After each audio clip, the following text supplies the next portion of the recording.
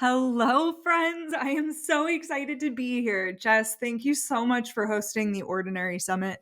What you're doing with this brand is incredible. And I am just so excited to talk about something that's not copywriting. Can I admit that? My name's Sam, and yeah, I'm a copywriter. I'm the founder and lead copywriter at Nomad Copy Agency. But what you need to know about me is that I had a really successful career in sales before getting burnt out and leaving that back in 2019 and pursuing copywriting instead. Copywriting is sales. And it took me a while to figure that out. So, copywriting is the words that go on a page that are intended to get people to take an action. Sometimes that action is to sign up for something free or click something or vote. But oftentimes it's also to buy something. And that's why we're in business, is to sell something. Now, I'm really good at sales, but it still took me 4 years to reach 100K. And I am just a regular schmegular lady, just like you, sitting behind a computer in a living room, um, making magic happen on the internet. And that's what we're going to jump into and talk about today. Is I'm going to walk through what it looked like to get me to that 100K and what my life and business have looked like since I hit 100K. I will at times read straight off the screen. I'm going to make sure that I download captions as well for those who might be just listening or those who are hearing impaired and need the captions. So I'm going to make this as accessible as possible. And sometimes that means reading straight from the slides. Please do not take that as an affront to your intelligence for those who are reading straight from the slides. I just know a lot of people do audio only as well. So, let's go back. Let's take it from the top. I'm going to introduce myself. I'm also going to invite you to a special event on Thursday. And I'm going to talk about myself for a while. And I hope that what you take from me is that not only do you hear about my journey, but you hear how somebody who's just like you set boundaries, how I maneuvered when things got hard, and also that you hear that it's okay to cry even about something that you created and that you made, which is this business. And also that I'm really freaking proud of you for being here and just being here, and by learning, you're investing back into yourself. You are investing time into yourself, and I love that and I admire that and I want to know you. So if you want to know me as well, you can go follow me over on Instagram. I'm at nomad.copy. I am at Samantha Burmeister on LinkedIn. And yeah, my slide says, hello, I'm Sam. That's Samantha when I've had too much caffeine. My friends in college used to kind of have that joke of like, oh, like I have this alter ego. Like when I'm drinking, I just introduce myself as Mary. And like mine was always Samantha. Like when I get really formal or nervous or like have a glass of wine, it's Samantha. But otherwise, you can call me Sam. And my favorite animal is me when there's a sales page with crappy headers. But we're not talking about copy today. So as we get ready to jump in, as a reminder, you are receiving this is included in the Ordinary Summit. However, I'm hosting a special VIP session on Thursday, October 16th, which does happen to be my birthday. So like, don't leave me hanging on my birthday. Come hang out. October 16th at 9 a.m. Pacific, noon Eastern. You can come hang out with me, and we are going to actually write your high converting opt-in page. Now, if you're saying, Sam, I don't have an opt-in page to write right now, you're probably wrong, because you are going to walk away from this summit so inspired that you're going to want to go make some changes to things, and I want you to make smart changes to things. So when you come to this on Thursday, on the 16th, you are not only going to write your opt-in page, we're going to spend the first 15 or so minutes with me telling you why you should do certain things on every opt-in page, sales page, and web page that you create. It's going to be aligned with sales psychology as well as SEO tactics so that people can find you and then actually want to buy from you regardless of what you're writing. So it's called Write Your High Converting Opt-in Page. You will do that and we will workshop it, and there will be tons of time for Q&A. So if you want my brain on your business, grab the VIP upgrade and then you can attend with me on Thursday. So reach out if you have any questions. You can reach out to me or Jess with any questions about that. So let's talk about me, man. Let's talk about my story. So year -1. It was 2019. And also, like, time isn't real or linear, and also 2020, like, did or didn't exist, who knows?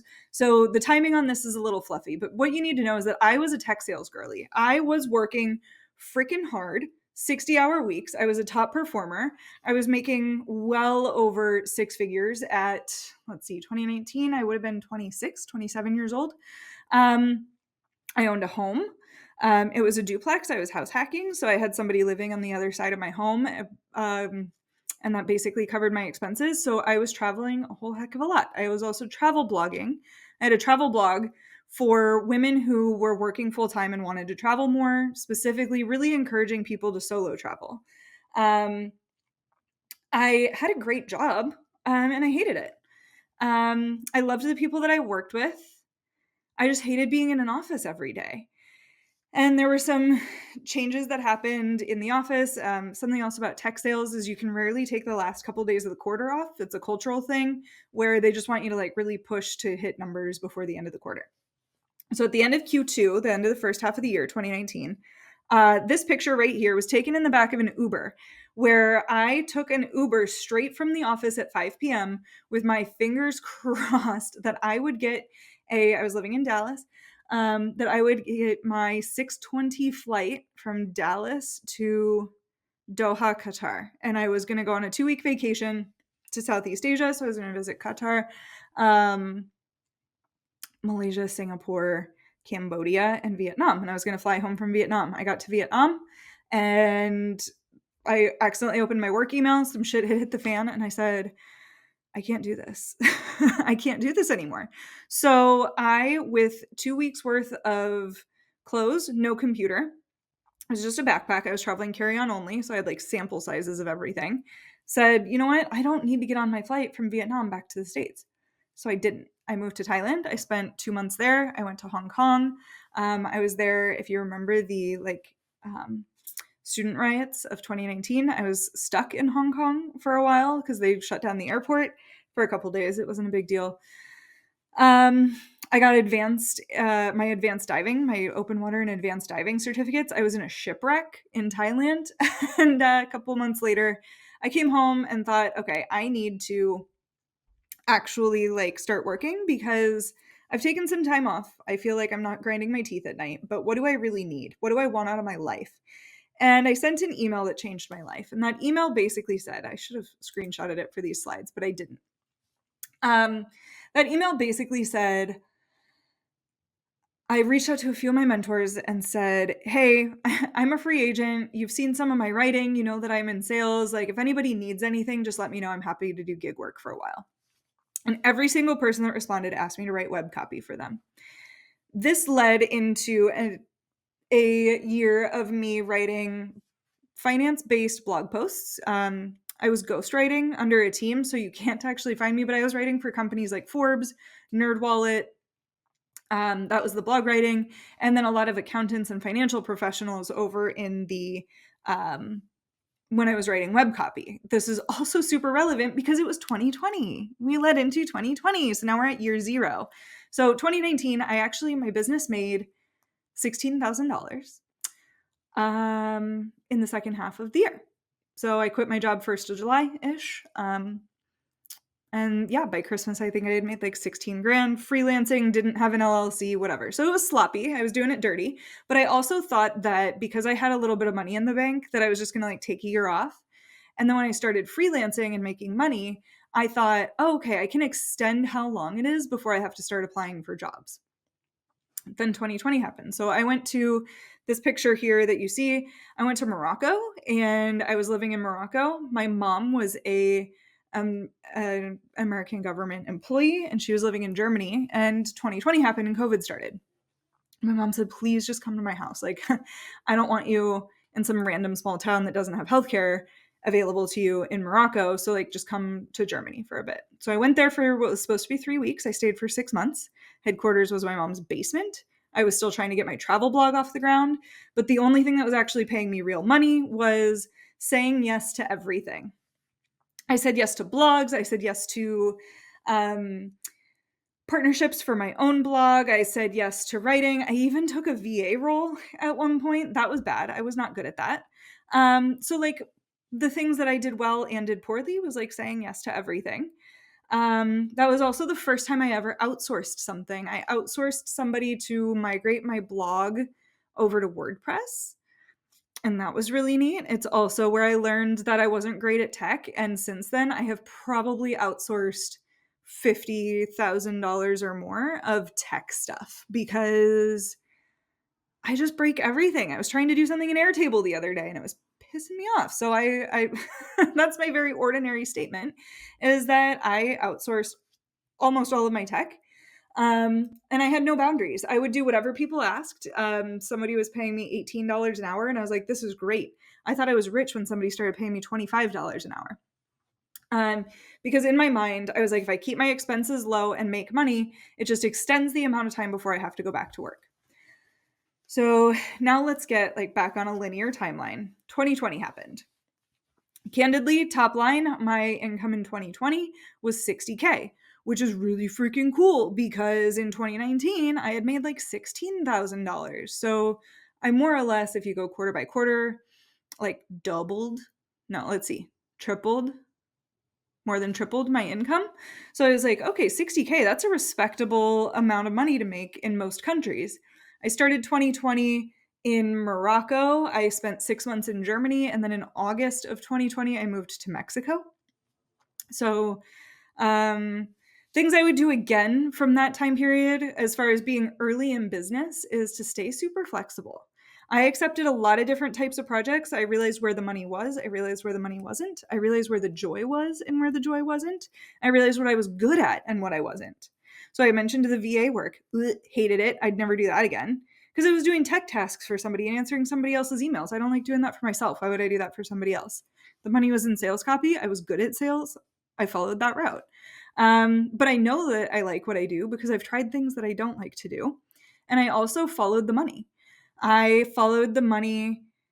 I didn't make up packages. I just asked people what they needed and created packages around that. So I would absolutely do that again. What I would not do again is try to create a course. It seems like there's so much stuff out there encouraging people to start scaling as soon as you can by creating some sort of course or digital product. My people didn't need that. And I spent hundreds and hundreds and hundreds of hours creating something. Ultimately, the course that I created that year, I sold 2 of at half off, and the full price was $100. So I made $100 on all of that time that year. I also hired a coach to help me create a course. That was $6,000 I never saw again. So I would also not overlook my personal goals and be so obsessed with an idea, which was the course, that I couldn't let it go. That was silly. I was also probably working, again, 50 plus hours a week during that time between the blog and my what is now Nomad Copy Agency. Another thing that I did that year that I would absolutely do if you still consider yourself a freelancer is I got myself an LLC. And I became a legit business. I got a business bank account. I would 1,000% legally protect yourself sooner rather than later. I've never had any legal issues, but I'm glad that I haven't. And it makes it a lot easier to do things like build your credit when you have that extra line. So, yeah, let me think about this from a numbers perspective. My revenue was coming from freelancing, from saying yes to everything, and I made about 60 grand. I was tired. And once I started traveling again and the borders started opening up and I got a lifestyle back, I realized that I needed to make a change. So I made it my goal to spend less time working and make more money. And that's 1,000% what I did. Other business owners will tell you that they scaled their income every single year. My income went from 60K in 2020 to $77.8 thousand. Top line. This is top line. This is not how much I took home. This is top line in 2021. I was also still in LLC. I didn't become an S Corp until 2022. And I'm not an expert on that, so I won't say any more than that.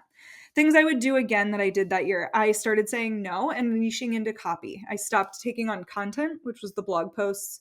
I also joined an agency that did a lot of training for me. They also helped me solidify my prices and gave me some consistency in income. And I turned my bosses, quote unquote, into mentors. I started building friendships with my clients, and I would absolutely do that again. And to this day, I'm still friends with just about everybody that I've worked for ever, or at least have a good rapport, even if we don't talk often, you know? I also took on 2 retainer clients, which was great. And I had a coach. Now, I am the first person to tell you not to get a coach. My coach was incredible, and she was very specific. The program that I joined of hers was called Build Your Six-Figure Copywriting Business. Great.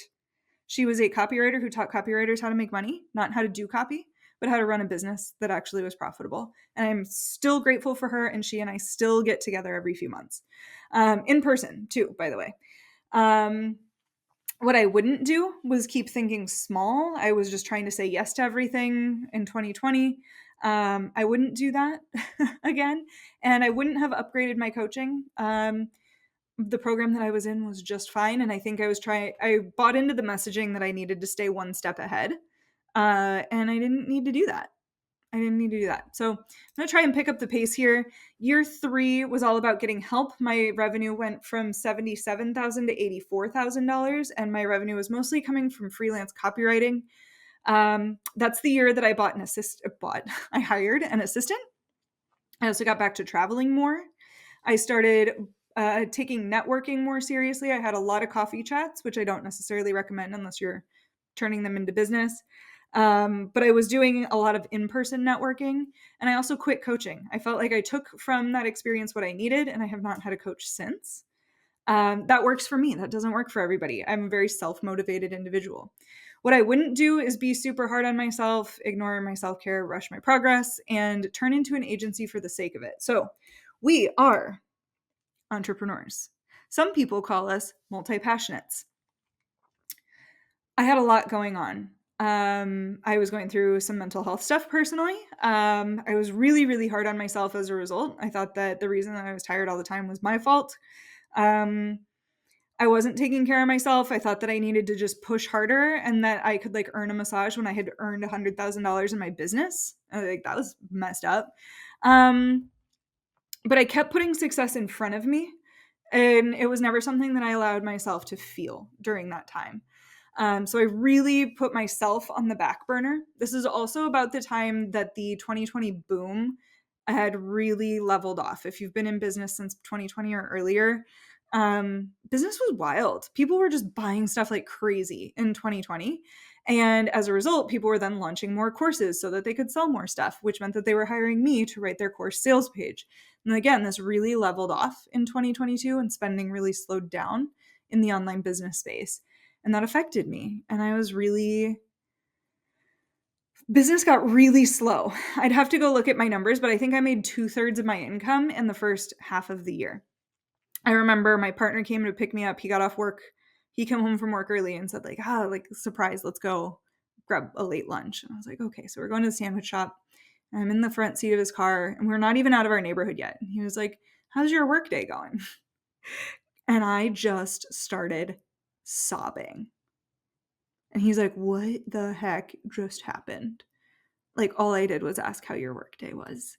And I was just so disgruntled and so hard on myself. So I do think that the lesson here is to find a balance. If that's therapy, if that's coaching, if that's friendships. We had also moved to a place where I didn't know anybody. So I didn't have those like stationary touch points in my life. I also don't think, to give myself grace now, I don't think I knew that I needed that. And I didn't realize that those things were missing until far later. So year 3, I both got help by hiring an assistant, and she's been incredible. She's been with me ever since. If she ever leaves me, I will cry. She's great. So I did accept help in that way, but I was getting help in my business, but I was not getting help personally, and that definitely affected me. Also, at this point, I was probably working a really comfortable amount. I would say doing client work maybe 15 to 20 hours a week and running my business maybe another 10 hours a week, which has proven to be a really comfortable point for me moving forward. So my busiest year time-wise was 2020 because I had the time because I wasn't leaving the house. And then really slowed down actually in 2023. So 2023, funny enough, was my I made it and I hate it year. I did a couple of things that year. One, I was so sick of the ups and downs from 2022 and being so busy and then so dead, that I started a membership to do a couple of things. One, reach people who couldn't afford my full price, because to hire a copywriter is thousands of dollars. So I started a membership that's a $200 a month price point. It still exists, and you'll be invited to it as part of the summit. And it's $200 a month, and I enrolled, I want to say 13 people in it at first, and then also created some digital products. I'm not a digital product girly. I make maybe $1,000 a year now off of my digital products. I think that first year it was maybe like $300, and I thought that that was really cool. So most of my money was coming then from my membership and my done for you. And my goal with my membership was to like basically cover the bills, and I would have to work like a day a week on it, which I'll explain more later. And that then all my done for you projects were the like, okay, great, my business is thriving, not just surviving money. So I built that. I was launching all the time because I had no boundaries around my membership, and people could come and go as they pleased, and they went just as fast as they came. So I would not do that. I would not lack my boundaries. I would not launch all the time.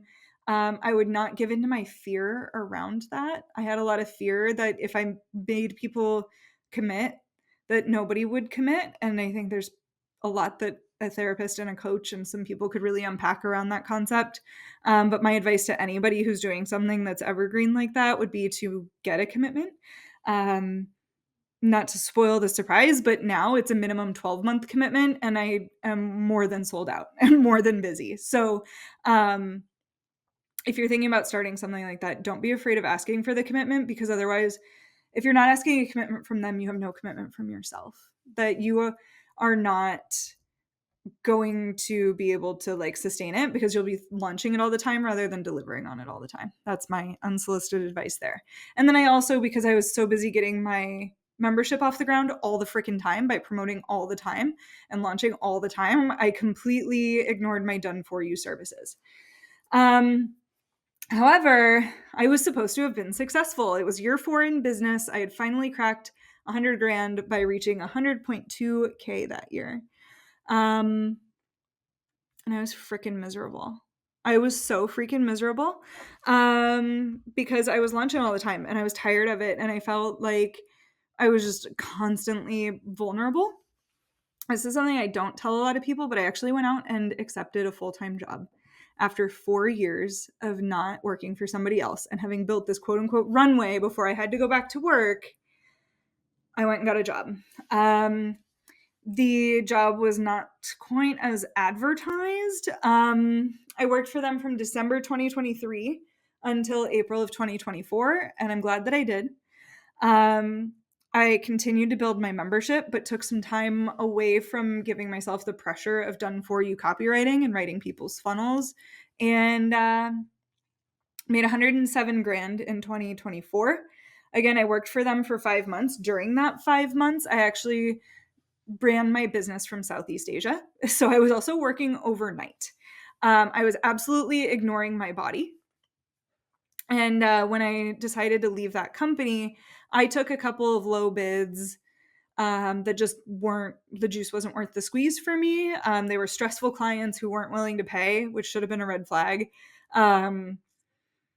But I took them anyway because I wanted to jump back into having my business. So the picture here is of me in Laos. I took a weekend in Laos. I actually worked, because of the way that the time zones were, I worked overnight. Let me think about this. I worked overnight on Thursday. During the day on Friday, flew to Laos, and then worked overnight on Friday, and then woke up the next morning. Well, I got off work the next morning. At about 4 in the morning, I think, is when I would get off most days, 4 or 5, and slept for like 5 hours, and then went on this like elephant excursion. So that was pretty wild. I would not do that again. I would not ignore my body like that, but I would keep traveling. Also, it's important to mention that like back in 2020, I went to Mexico. I stayed in Mexico. 2022, I ran my business largely from Africa and Europe. 2023, that year, I was in South America for the first 3 months, and then my partner and I were in California the rest of the time. 2024 was when I went into Southeast Asia for the first 3 months of the year. And then now in 2025, I spent the beginning of this year in South America again. I was in Buenos Aires and Brazil. And actually, let's see, then last month I spent the month in Eastern Europe and reached my 78th country visited total in life, not since I started my business. And next year I will likely set up shop in Mexico, maybe actually, and potentially like start pursuing an international residency. So I have been traveling this whole time as well. I should have mentioned that on the slides.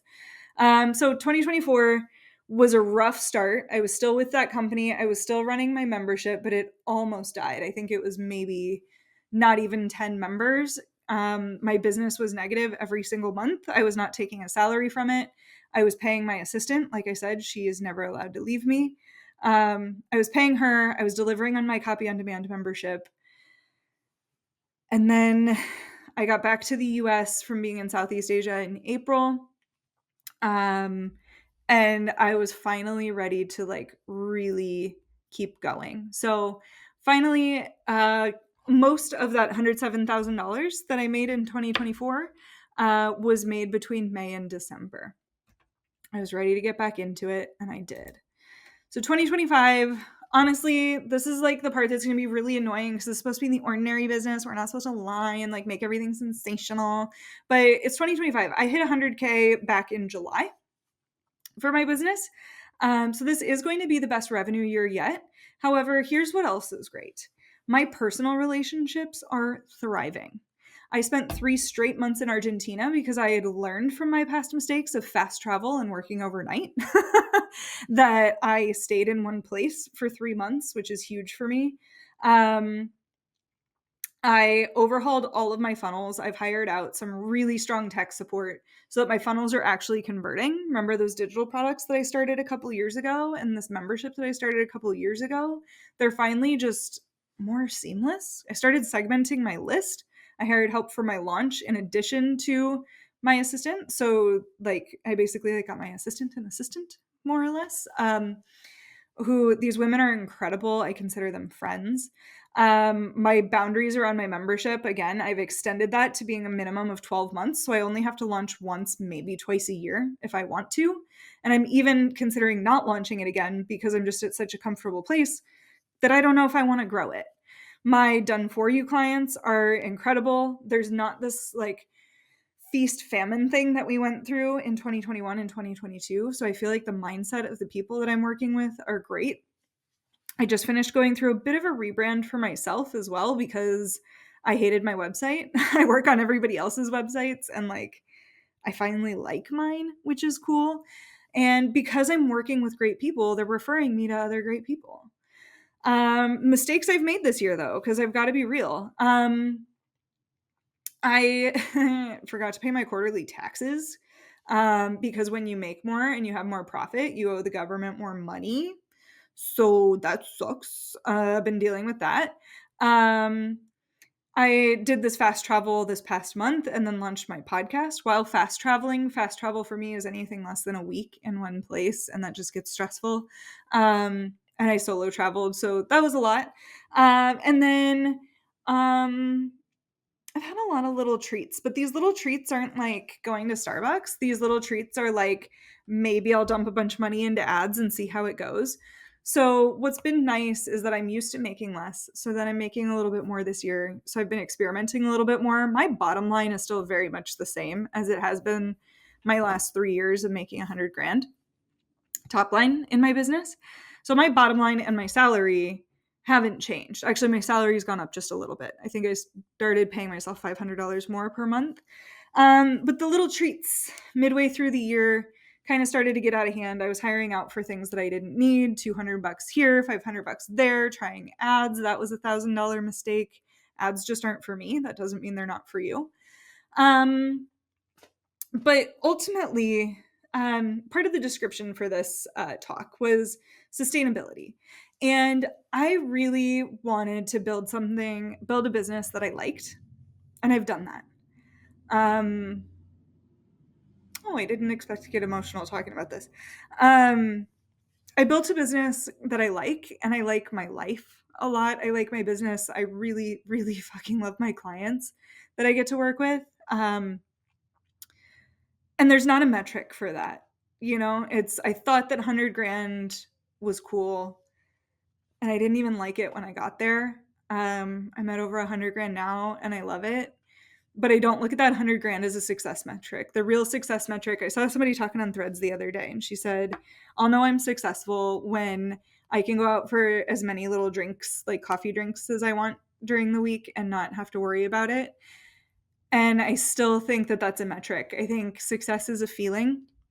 And if we're constantly putting it in front of us, we're never going to get there.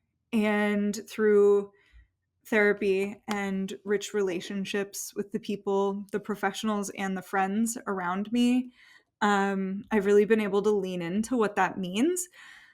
So yeah, I get caught up in this like, oh, but my friends have $250,000 businesses, and maybe that's the next step. Or my friends are running. I've got a friend who runs a local machine shop and pulls well over a couple mil a year, and he's never home. He like doesn't even like his partner. And so I think like these metrics of success are totally different, but for me it's sustainable. I can go travel and work from abroad. I can live a lifestyle that I enjoy. I can exercise. I can go hiking. I can take an hour out of my day whenever I want to schedule a session in with my Spanish teacher. Like, I just think that that's really cool. So that's what sustainability is to me, is what is the energy behind the business? And I think the energy behind the business right now is very much in like a comfortable plateau that I'm going to keep growing, because if we're not growing, we're dying. But that doesn't always mean that I'm growing the top line or the bottom line or the number of clients or how much I'm selling my programs for. I think sometimes that growth is just a feeling. And when we feel expansive, that's enough growth for me for where I'm at. So that's my idea of sustainability, is that my hours that I spend on me and my life are proportionate and comfortable to the hours that I spend on and with my clients. And the boundaries around my time and my offers have been ultimately what really makes running this ordinary business feel extraordinary. So if I'm your kind of person, which I assume you are because you're here and you're listening, two things. One, remember we've got I totally like messed this up. This do not look on the screen where it says bonus session tomorrow at 3:30. I think I put that in there as a placeholder and forgot to, because I'm ordinary, just like you. I'm a real person who makes mistakes. So let's keep the conversation going. You can email me. Please do. I answer all my emails. I have a right-hand woman. She does not check my emails. So if you DM me, if you email me, it's me that you're getting on the other side. And if you're VIP or higher, you can attend the web workshop on the 16th at 9 a.m. Pacific, noon Eastern, where we will talk about your high converting opt-in page. And you will get to take all of the fun ideas that you walk away from this summit with and start putting those to the test. Even if you don't have an opt-in page to write right now, come hang out, because you're going to learn how to write an opt-in page that converts. And that, my friend, is a skill that you need to have as a business owner, because ultimately, again, coming back to copywriting, like, I'm here to help you sell more. That is my entire job as a copywriter, is that your website, sales pages, and emails convert for you when you're not around. So that, like me, you can be traveling, or like you can be hanging out in your living room with your kids and things sell for you.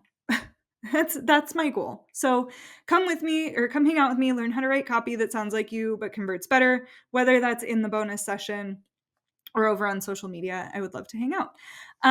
Again, I'm a very real person, and your encouragement means everything to me. So if you watched this and loved it, feel free to share it on social media, tag me on social media, or at least, at the very least, slide into my DMs and let me know what you took away from this. I'd love to continue the conversation. All right, enjoy the rest of the Ordinary Summit. Thank you again, Jess, for having me. And be sure to check out some of the other sessions. Some that I was really looking forward to are from Keita Bryant, from Allie Anderson. I know Allie IRL in real life, and she is freaking brilliant at what she does. So go learn from her. Go learn from all of these incredible people and stay in touch.